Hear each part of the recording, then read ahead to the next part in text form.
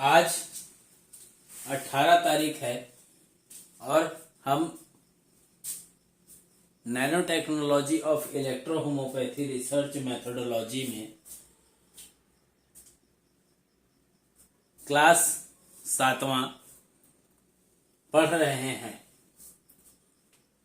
हैं इसलिए कहा कि NH no stone D3 base, इसका उपयोग हम हाइड्रोनेफ्रोसिस की विभिन्न कंडीशंस इसलिए बोल रहा हूं क्योंकि कई बार ऐसा होता है कि हाइड्रोनेफ्रोसिस जब बिगड़ता है तो आगे चल के नेफ्राइटिस और नेफ्राइटिस से कन्वर्ट होकर के वो कई बार किडनी फेलियर तक का रास्ता सफर करता है। तो कई कंडीशन ऐसी आती हैं जहां पे हमें NH नो स्टोन को उपयोग करने का मेथड मालूम होना चाहिए।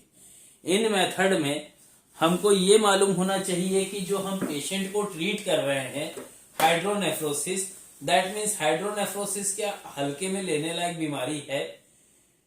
तो आज हम बात करेंगे हाइड्रोनेफ्रोसिस के बारे में। हाइड्रोनेफ्रोसिस 3 शब्द को मिलाकर के बनता है। कैसे, मैं क्लियर करूंगा आप लोगों को। हाइड्रो, नेफ्रो और सिस। हाइड्रो मतलब होता है पानी,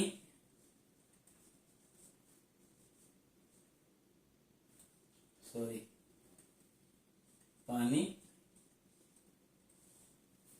नेफ्रॉन्स जो होते हैं वो उसका मतलब होता है किडनी।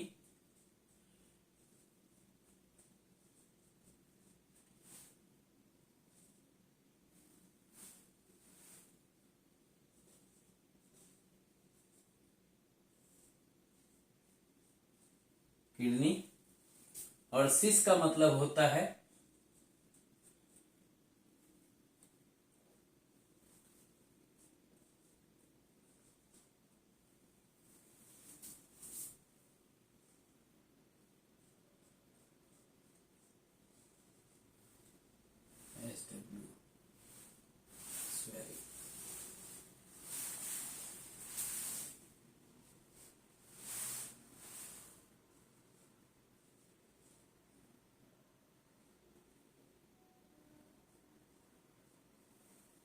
स्वेलिंग।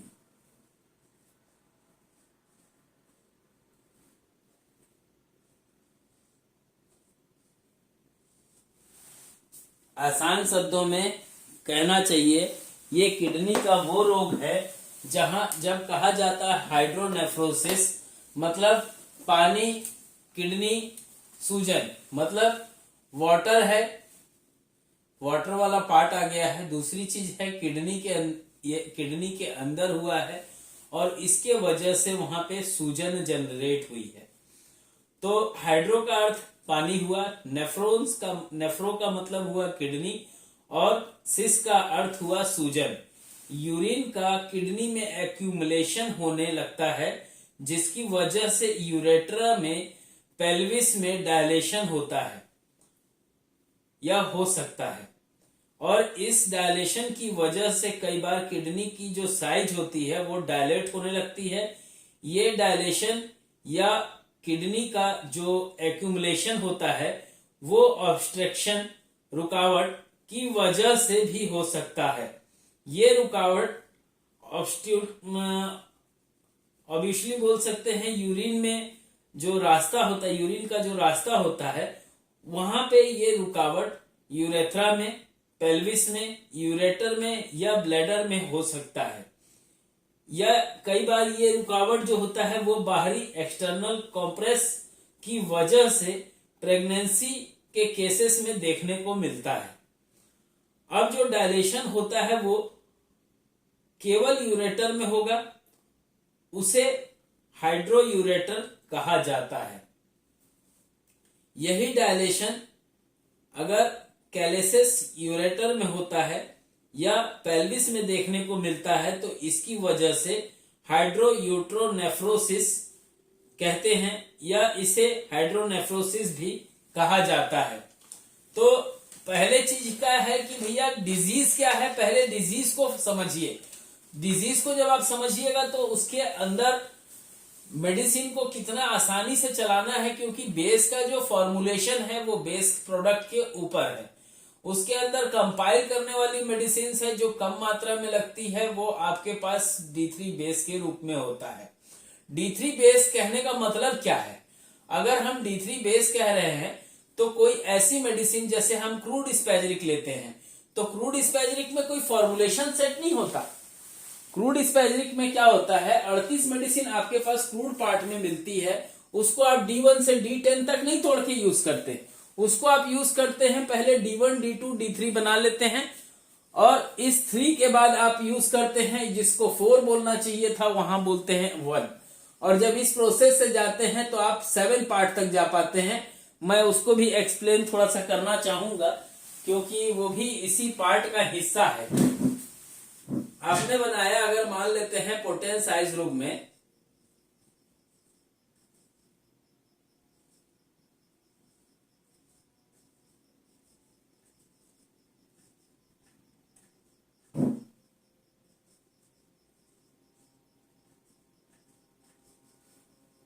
ये पोटेंशियल रूप इस मेथड है, ये आप सभी के काम की चीज है, इसलिए इसको भी नोट कर लीजिएगा, ठीक है। इसमें D1 D2 D3, इस D3 के बाद D4 जो होता है उसको D1 गिनते हैं, D5 जो होता है एक्चुअल में उसको D2 गिनते हैं, D6 जो होता है उसको एक्चुअल में आप लोग D3 गिनते हैं, D7 एक्चुअल में जो होता है उसको आप लोग D4 गिनते हैं, D8 जो होता है उसको आप लोग D5 गिनते हैं, D9 जो होता है उसको आप लोग D6 गिनते हैं, और जो D10 होता है उसको आप लोग D7 काउंट कर पाते हैं। क्यों? अभी आप लोगों को क्लियर हो जाएगा जब आप इस चार्ट को देखेंगे।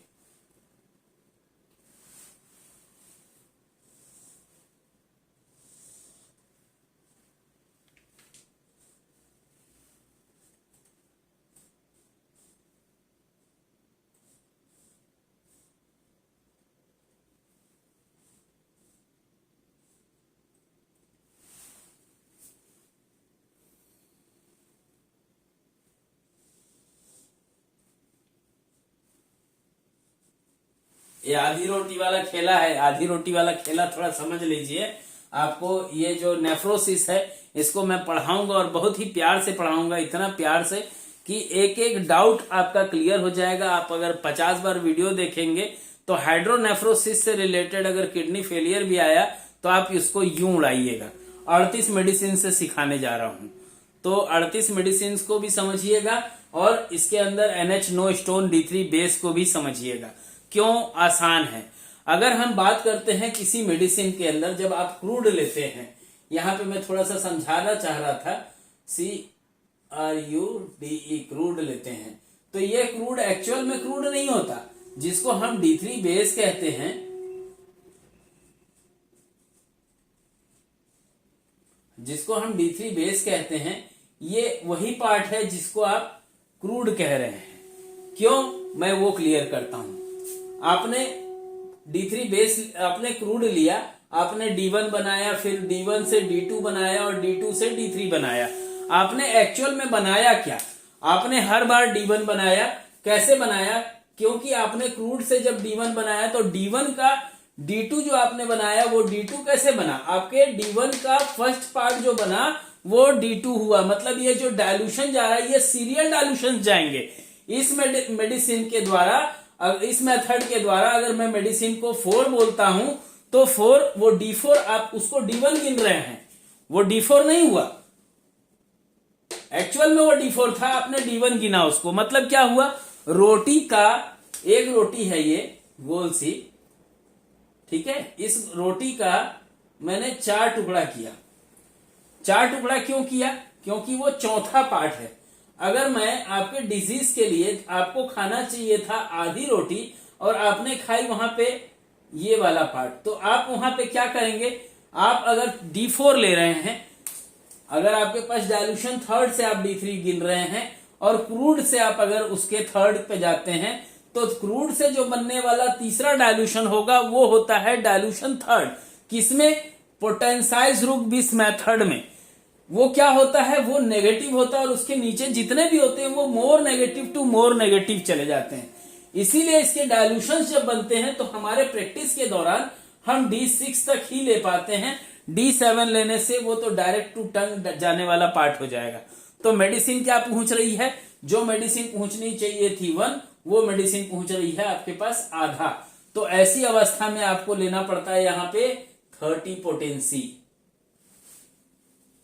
उस कंडीशन में आपको लेना पड़ता है 30 पोटेंसी, मतलब आधी मेडिसिन जहां पे आपको D1 देना था वहां आपने दिया D4, जहां पे आपको ये वाला पार्ट देना था आपने वहां क्या दिया, ये वाला पार्ट दिया। ये वाला पार्ट है क्या चीज, D4 है या फिर पोटेंसी 30 है। कैसे है वो, उसकी मेथोडोलॉजी है अलग, उसके ऊपर मैं फार्मेसी में क्लास दूंगा, आप उसको वीडियो लिंक करूंगा, आप लोग देख लीजिएगा। तो ये पार्ट हुआ जब हम यहां पे जा रहे हैं तो more negative to more negative, मतलब क्या, हमको 10,000 पावर तक बनाने की जरूरत है, उतना RS लगाएंगे तो भैया कंपनी खुल जाएगी। तो बेहतर है कि हम इस फॉलो अप को लेकर के काम करते हैं। जैसे क्रूड में हमारे पास 38 मेडिसिन होती है, तो 38 मेडिसिन के बाद हमको फॉर्मूला चाहिए होता है, तब खेला होता है व्हाट्सएप। भैया 5 फ्रेंड हैं या 5 मेरे सीनियर हैं या मेरे 5 शुभचिंतक हैं, मुझे लगता है कि नहीं वो मुझे हेल्प करेंगे, मैंने फोटो खींचा, 5 को डाल दिया। वो 5 ने क्या सेंस लगाया, किस सेंस पे आपको वो ट्रीटमेंट दे रहे हैं, क्योंकि फोटो के अलावा डॉक्टर्स जो होते हैं वो कोई कंसेप्ट नहीं देते कि सर हमारे पास जो पेशेंट आया वो ऐसा दिखता है, उसका टेम्परामेंट फला है, वो इतने साल से ग्रसित है, वो उसके साथ मैंने ये मेडिसिन दिया था, उसके अंदर ये परिवर्तन आया, कुछ नहीं। सीधा फोटो खींचे, 5 जन के पास भेजे, खत्म। अब ये सोचिए कि अगर वो 5 को खुदा ना खास्ते कुछ हो गया तो आप तो बर्बाद हो गए। तो इसीलिए बोला जा रहा है कि इलेक्ट्रोहोम्योपैथी की नैनो टेक्नोलॉजी मेथोडोलॉजी सीखिए, क्योंकि इस टाइप के जो चार्ट्स होते हैं ये हमारे क्लिनिकल प्रैक्टिस में बहुत सहायक होते हैं। जब हम बात करते हैं कि अगर मेडिसिन को हम पार्ट में आधा देंगे, मतलब खुराक देनी थी हमको आधी और हम उसको खुराक दे रहे हैं क्या, इतनी सी, ये 3 पार्ट हम खा गए और देना था उसको खुराक हमको आधा और देंगे ये खुराक, वो पेशेंट कैसे क्योर होगा। मैं आप लोगों को डाइवर्ट नहीं कर रहा हूं। तो आइए इसके आगे बात करते हैं। अगर जैसे D3 बेस होता है तो D3 बेस में क्या होता है कि फॉर्मुलेशन सेट है। अगर आपको लगता है कि मुझे D1 से लेके D10 तक किसी भी डिजीज पे काम करना है तो आप बहुत आसानी से कर सकते हैं। तो आइए जानते हैं इसके आगे, क्योंकि मेरे फोन में ना कभी कभी क्या है, लोग वीडियो डाल देते हैं तो या कॉल कर देते हैं तो मैं परेशान हो जाता हूं। तो मैं उसके आगे थोड़ा सा चलूंगा, इसको मैं मिटाता हूं थोड़ा सा।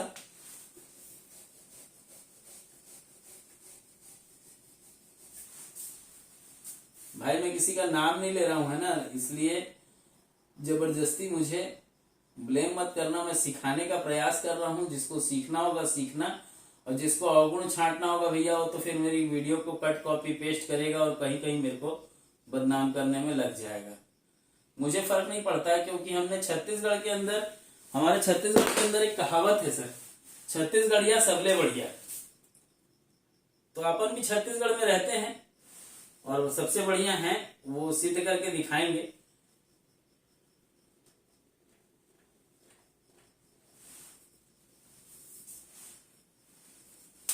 तो आइए इसके आगे चलते हैं हाइड्रोनेफ्रोसिस के सफर पे, क्योंकि हाइड्रोनेफ्रोसिस क्लियर हो जाएगा जब, तो आप लोगों को काफी कुछ इसके बारे में जो डिटेल्स हैं वो समझ में आ जाएगा। तो हम लोग बात कर रहे थे कि ये प्रेगनेंसी के केस में, तो अब जो डायलेशन जो होता है वो अगर यूरेटर में होता है और उसे हाइड्रोनेफ्रोसिस हाइड्रोयूरेटर कहा जाता है। अब अगर यही डायलेशन कैलेसिस यूरेट्रा में या पेल्विस में देखने को मिलता है। तो इसकी वजह से जो हाइड्रोनेफ्रोसिस होता है उसको हाइड्रोयूरेटर नेफ्रोसिस कहा जाता है। तो यहां तक मैंने समझा कि आप सभी को क्लियर है। तो मैं अभी इसके कॉजेस के बारे में बात करूंगा। मैं टॉपिक को भी लिख देता हूं।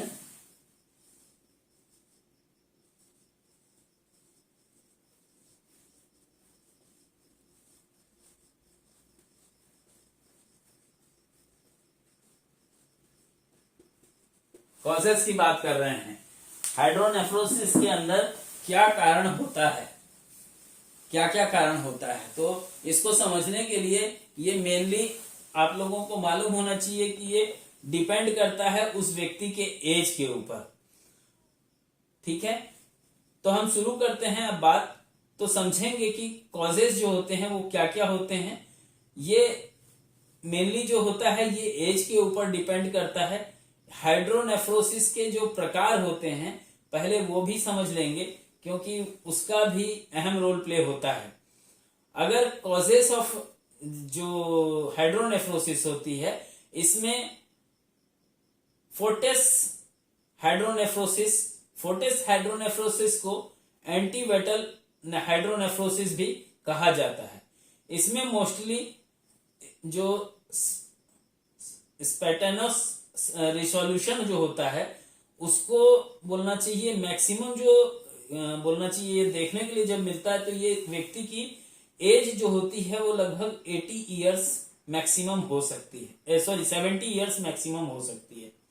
अगर एंटीवेटल हाइड्रोनेफ्रोसिस कंडीशन व्यक्ति में जनरेट हुआ है तो इससे डरने का नहीं है। क्या है इसके मतलब क्या क्या कारण होते हैं ये चीज को भी आप लोग समझ लीजिएगा। इससे डरने का नहीं है, पहले समझने का है।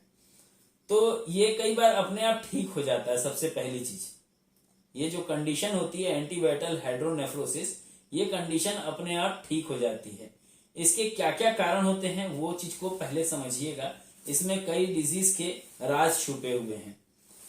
मैं उन सभी का नाम स्टेप वाइज लिखना पसंद करूंगा। कॉजेस ऑफ हाइड्रोनेफ्रोसिस में ये कारण हो सकते हैं जो ब्लैक बोर्ड के ऊपर मैंने अभी अभी लिखा। तो आइए जानते हैं कि किन कंडीशन में क्या होता है, क्योंकि जब तक कारण नहीं तब तक निवारण नहीं, और कारण से पहले उस कारण को समझना होगा।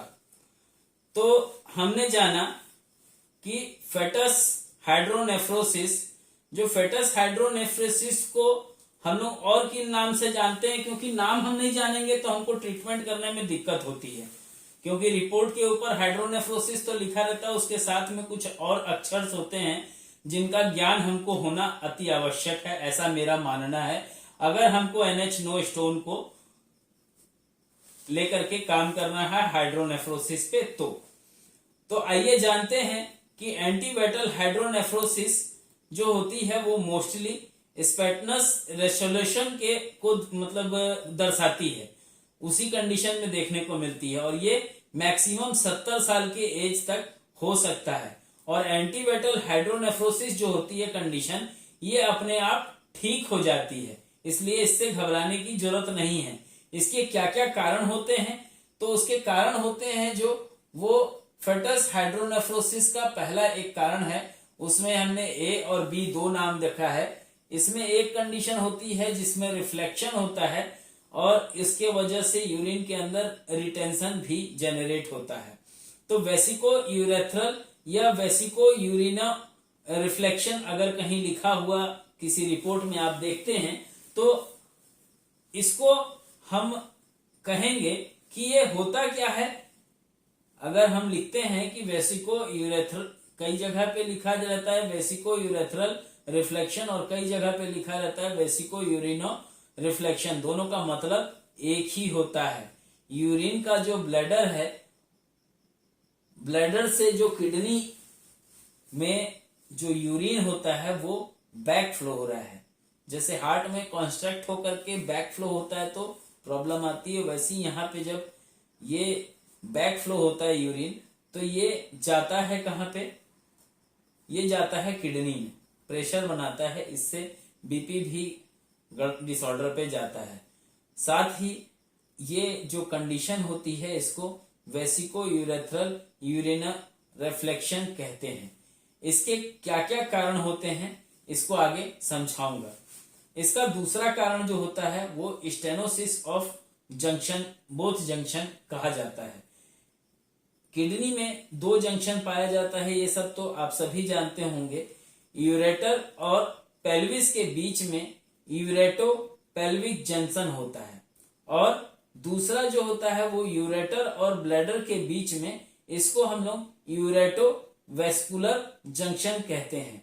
इन दोनों के बीच में अगर रुकावट होता है, ऑब्स्ट्रक्शन होता है, तो उसको एंटीनिटल हाइड्रोनेफ्रोसिस डिजीज कहते हैं। चिल्ड्रंस के अंदर अगर हाइड्रोनेफ्रोसिस होता है तो बच्चों में हाइड्रोनेफ्रोसिस के केस में जो यूरेटोसेली होता है, सेल जो होता है, वो सबसे बड़ा कारण होता है। बच्चों में कॉन्जाइटल रीजन जो होता है, जो यूरेथ्रा में जो डिस्टल एंड होता है उसमें कहीं ना कहीं ऑब्स्ट्रक्शन हो रहा होता है, जिसकी वजह से जो पोस्ट यूरेथ्रल का ओपनिंग होता है उसमें कहीं ना कहीं ऑब्स्ट्रक्शन हो जाता है, जिसके वजह से हाइड्रोनेफ्रोसिस बच्चों में देखने को मिलता है। एडल्ट में ये प्रायः पथरी, कैलकुली या रीनल स्टोन की वजह से हाइड्रोनेफ्रोसिस देखने को मिलता है, जिसकी वजह से ऑब्स्ट्रक्शन देखने को मिलता है और जिसकी वजह से रिफ्लेक्शन देखने को भी मिलता है। प्रेगनेंसी में प्रोजेस्टेरोन की वजह से भी हाइड्रोनेफ्रोसिस में पेशेंट को हाइड्रोनेफ्रोसिस देखने को मिलता है। अब जानते हैं कि ओल्ड एज में हाइड्रोनेफ्रोसिस के क्या कारण होते हैं।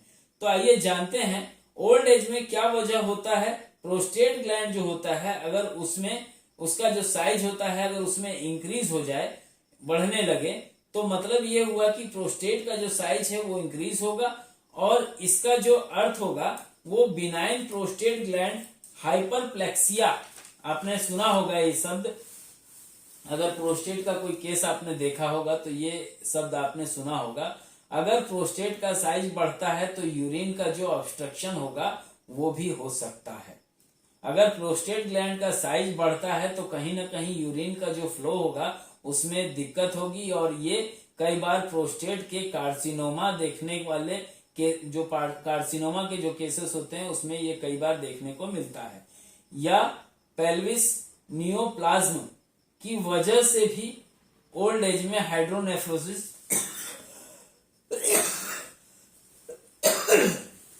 देखने को मिलता है। और क्या रीजन हो सकता है, आइए जानते हैं। हाइड्रोनेफ्रोसिस जो किडनी की एनाटॉमिकल पोजीशन होता है, वो किडनी के बोलना चाहिए जो थोरोसिक T12 होता है, उसके जो थोरोसिक जो 12वां होता है वो, और जो लंबर का जो तीसरा जो लंबर होता है, ये उसके बीच में पाया जाता है।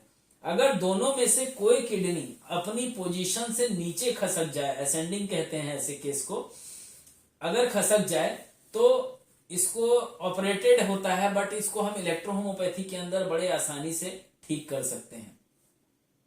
बताऊंगा इसका ट्रीटमेंट, बट पहले हम हाइड्रोनेफ्रोसिस की बात कर रहे हैं तो हाइड्रोनेफ्रोसिस को क्लियर करेंगे। यूजुअली दोनों किडनी जो होती है वो रेस्ट पोजीशन में होती है, बट कुछ व्यक्तियों में ये एनाटॉमिकली डिफेक्ट की वजह से जब व्यक्ति खड़ा होता है तो इनकी जो किडनी स्लाइटली नीचे आ जाती है। स्लाइटली नीचे आने के कारण जो किडनी होती है उसमें यूरेटर का एक एंगल बन जाता है, और उस एंगल के बनने को हम लोग एंगुलेशन कहते हैं। और उसी एंगुलेशन की वजह से जैसे यूरिन का जो फ्लो होता है उसमें रुकावट होता है, और किडनी और एक किडनी जो होती है, किडनी के नीचे होने वाली जो दूसरी डिजीज होती है जिसको हाइप्रोटोसिस कहा जाता है, ये होता है।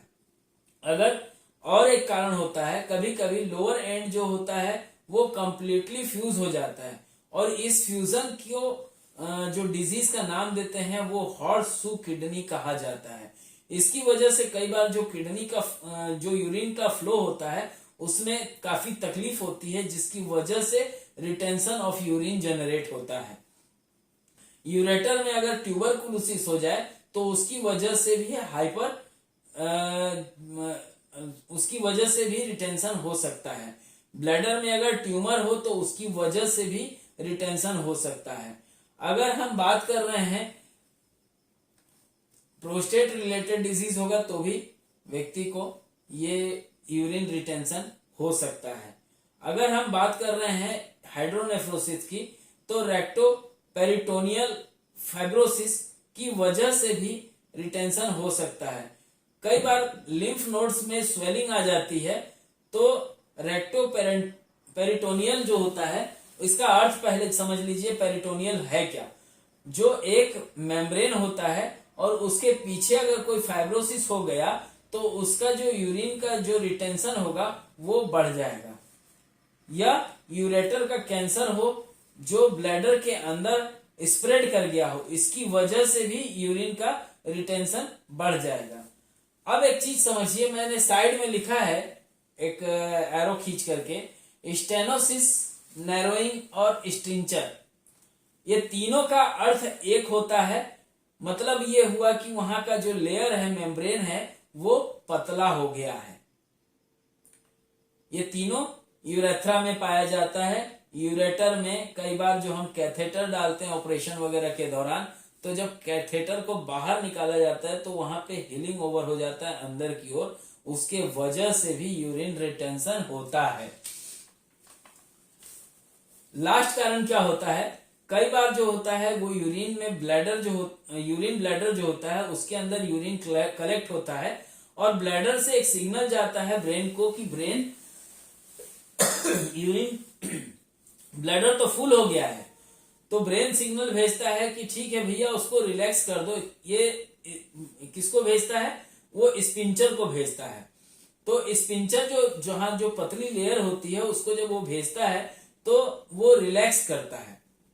और अगर वो कहीं पे मान लेते हैं कि स्पाइनल कॉर्ड या न्यूरेटिक या नर्व्स के अंदर ये प्रॉब्लम हो जाए तो जिसकी वजह से वो सिग्नल जो ब्रेन ने जो ब्लैडर को भेजा वो सिग्नल नहीं पहुंचेगा, और जब नहीं पहुंचेगा तो ब्लैडर का मुंह जो होता है वो ओपन नहीं होगा, तो यूरिन बाहर नहीं आएगा। उसके वजह से भी यूरिन ऑब्स्ट्रक्शन होता है, रुकावट होती है पेशाब के निकलने में। तो यूरिन रोकने की वजह से यूरिन का जो बैक फ्लो होगा वो होने लगता है और ये किडनी में जाने लगता है। इसी प्रोसेस को वेसिको यूरेथ्रल रिफ्लेक्स भी कहा जाता है। ये मालिट्रोमा जो होता है उस कंडीशन की वजह से भी हो सकता है, या सर्जरी या डायबिटिक मेलाइटिस के कारण भी ये कंडीशन हो सकता है। तो हाइड्रोनेफ्रोसिस का जो टाइप्स है इसके ऊपर मैं बात करूंगा, बट नेक्स्ट वीडियो में डालूंगा। अगर किसी व्यक्ति को लगता है कि 43 पेटेंट बेस उस व्यक्ति को खरीदना चाहिए और नैनो टेक्नोलॉजी का पार्ट बनना चाहिए, तो वो व्यक्ति, दो कंडीशन है, अगर 15 ml का सेट लेकर के वो क्लास ज्वाइन करना चाहता है तो 19,000, और अगर वो 30 ml का सेट लेकर के और नैनो टेक्नोलॉजी क्लास ज्वाइन करना चाहता है तो 23,350 रुपए। दो क्राइटेरिया रखी गई है। इसके अंदर आपको मेडिसिन दिया जाता है 43 प्रकार की और 38 प्रकार की, जो D3 बेस फॉर्म में होती है, जिसको आप लोग क्रूड स्पेजरिक कहते हैं ना, तो वो क्रूड पार्ट में होती है और उसको हम डायल्यूशन 1:10 बना करके कार्य करते हैं। ना हमको इसके ऊपर जाने की जरूरत पड़ती है, क्योंकि हम इसी के अंदर उस इलेक्ट्रोहोमोपैथी मेडिसिन के द्वारा बहुत ही प्यार से बहुत सारी डिजीज को, लगभग 523 डिजीज को हम क्योर करते हैं और बहुत ही आसानी से करते हैं। और ये सारे मेथड उसी के तहत मैं आप सभी को सिखा रहा हूं। अगर किसी को लगता है तो बिल्कुल लेकर के जुड़िएगा। फर्स्ट बैच का जो सर्टिफिकेशन प्रोग्राम है वो 21 मार्च 2022 को रखा गया है। जो चिकित्सक भिलाई आना चाहें वो आ सकते हैं, और अगर उसको लगता है कि नहीं सर मेरे को ये प्रोग्राम अटेंड नहीं कर पाऊंगा इस कोरोना काल में, तो बिल्कुल अपने घर पे डटे रहिए, अपने क्लिनिक, अपने माहौल को बनाए रखिए। और इसके साथ में मुझे अभी विदा दीजिए। मैं नेक्स्ट वीडियो डाल रहा हूं, इसमें टाइप्स ऑफ हाइड्रोनेफ्रोसिस के बारे में मैं बात करूंगा। धन्यवाद।